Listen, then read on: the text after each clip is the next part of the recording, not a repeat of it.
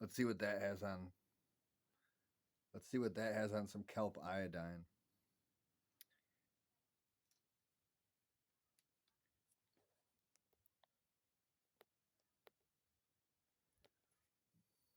Because that actually is where it needs to be. That is the.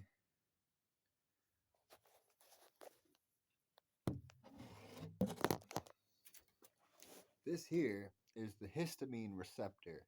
All right. This actually does. It grows back. Um, only accepts certain things. So then it fights allergies and stuff like that. You are living in a napalm bomb. That's kind of how it reacts.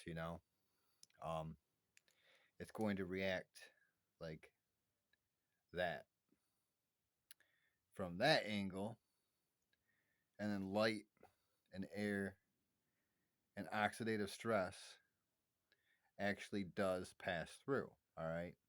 So that's not a good thing, when something tries to repeatedly trap something in an arson and try to kill it. All right. You know what I'm saying? Because that is the risk that they are trying to be. They are trying to be the risk of like hanging a human being, leaving a human being limp and hung, with everything spreading through its body and stuff like that. And helium would actually be the cause of death. All right.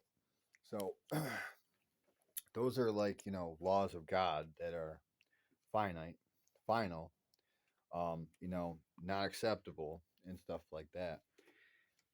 And then that would be what God actually, blessed me with, which is that muscle. All right.